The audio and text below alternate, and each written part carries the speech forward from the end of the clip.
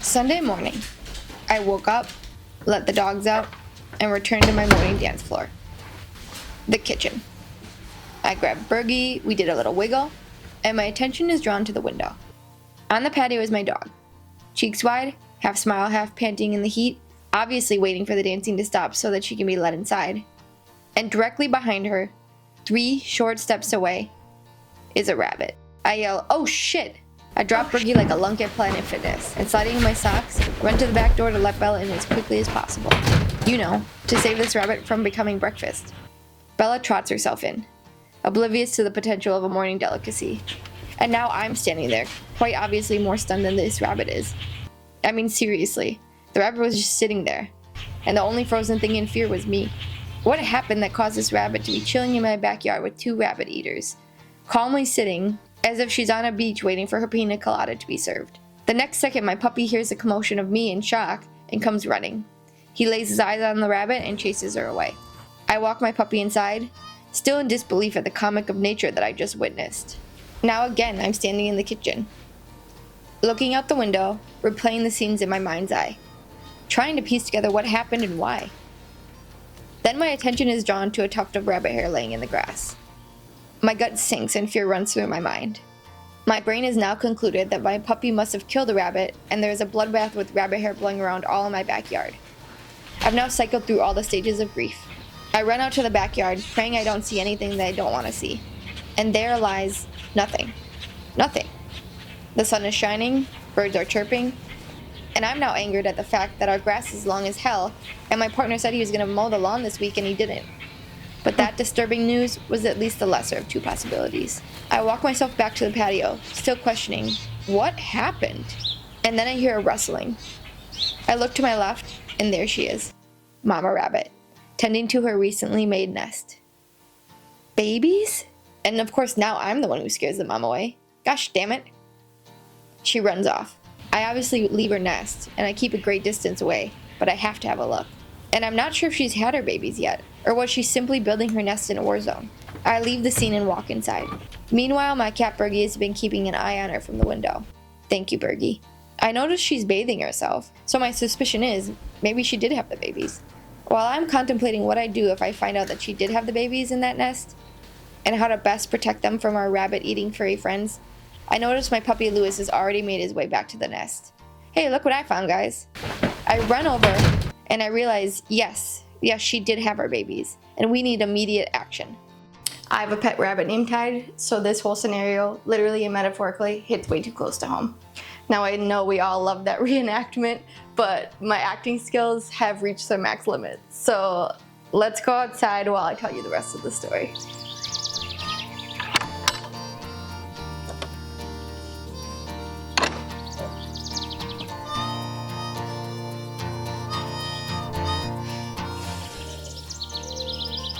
I originally started this whole video creatively telling the story of what happened to the rabbits.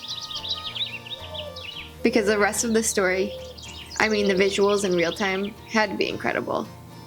I'm telling you, it would make a great storyline for an episode of Friends, I'm sure of it. But I found myself putting off sharing for so long. Weeks went by and I couldn't get myself to create the video. Something felt unaligned. And while writing the creative story was exactly the creative release I needed, I realized that my passion for sharing the story in that way ended there. And taking the next step to create a video about it just felt like an energetic roadblock. Like a bowling ball, using guardrails and then literally getting stuck at the bottom of the lane. And then, having to call the manager for help. And it takes forever because it's a shitty bowling alley and the manager's already helping lane 4. So I'm going to share my raw, unedited story of the rabbits, because I really did have fun writing it. And I think it's important for art to be seen. So I'll leave that below in the video description.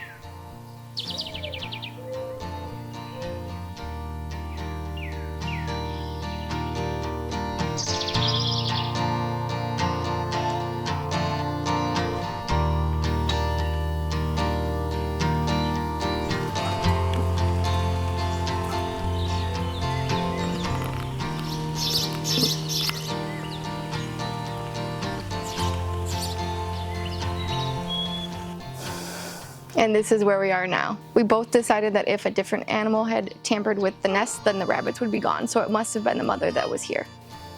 The nest is here, and this clump of hay was on the nest.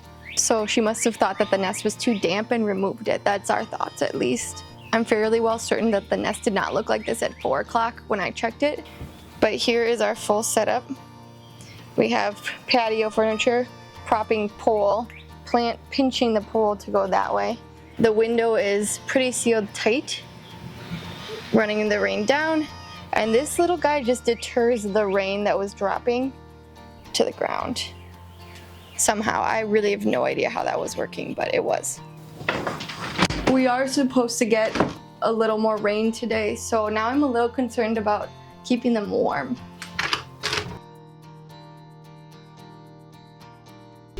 The mom is here now. She's never been here during the day ever. And I literally have the gates up and everything. And I'm literally laughing because we were just all outside. Sorry, the soccer tournament's going on. We were literally all just outside. And I walked in, Bergie walked in, the dogs walked in. Phoebe's still outside. I was gonna go grab her, but now I'm just gonna wait. Because the mom is here and I don't want to disturb her. I'll probably walk around and get Phoebe. Oh my god, the mom is here. I'm so happy. And she literally went through the gates. We've completely left the nest alone because we know she's coming back, so we just have not been touching it. So I don't really know like where the babies are at. Usually I've been seeing them wiggle and kick and stuff, but I've been letting them be. But the mom is here and she literally went through my little gates. Obviously she can, but I thought that would scare her away. Thank goodness, I'm so happy. This is like, I feel so relieved.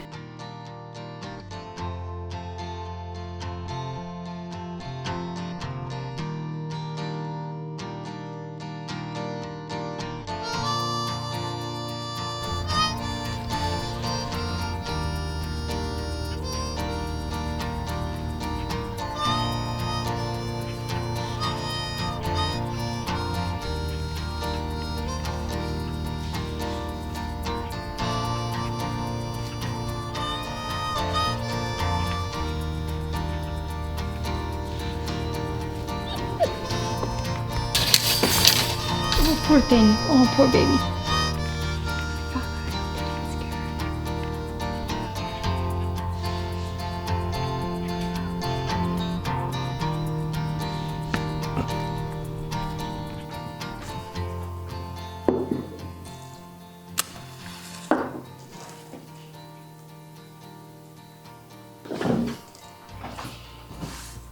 Oh, it's pouring. I gotta go check on the rabbits.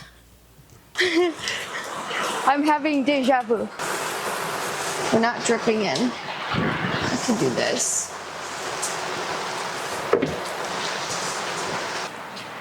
I love these babies so much.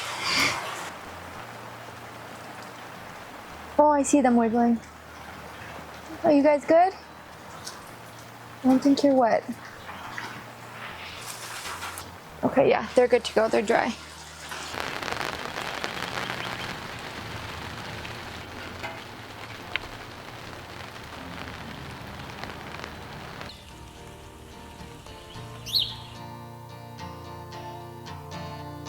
There's Mama.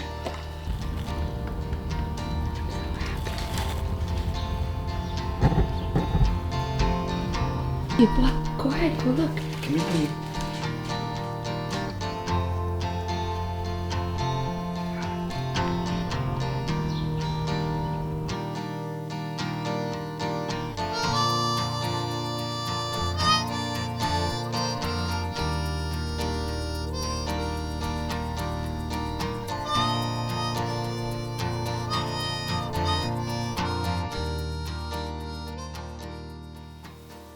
The last couple weeks were honestly hard.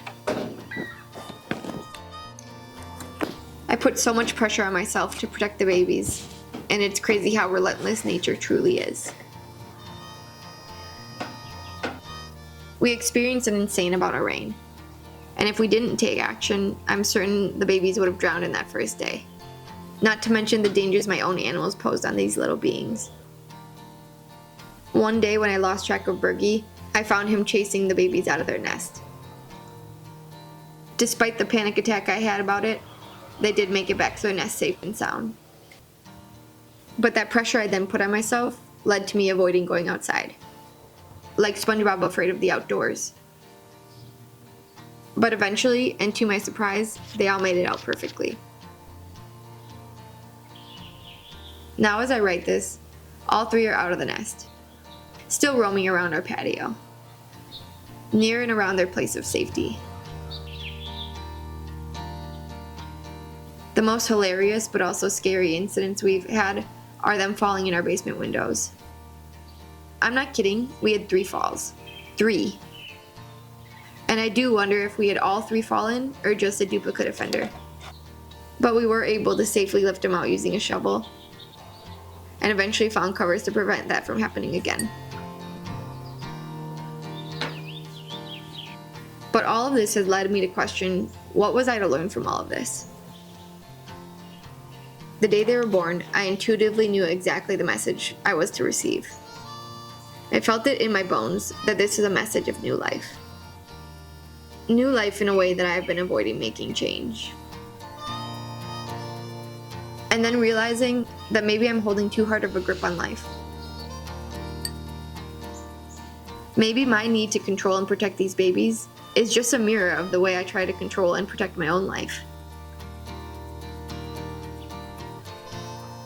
And the lesson is that actually, nature has its own way of taking care of things. And the harder you grip and protect what you know to be safe, the more easily you'll be thrown overboard. Because what if you were building your safety nest in a war zone? What if you were laying the bricks to your home on foundations with cracks? And if you were laying the bricks to your home on foundations with cracks, nature will show you those cracks. Nature will bring death in order for a new life to be born.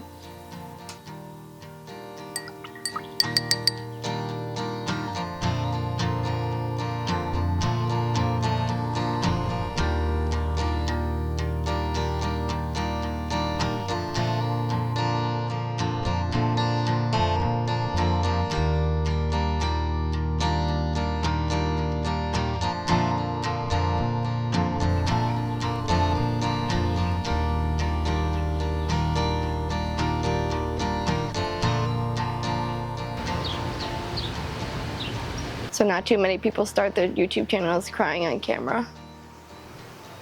But I think it's only right to be truthful. I let my guard down and our puppy got one of the rabbits. And I think it only right to honor the rabbit and what it has taught me and bury it. And give thanks and honor the life that is so sacred and so fragile.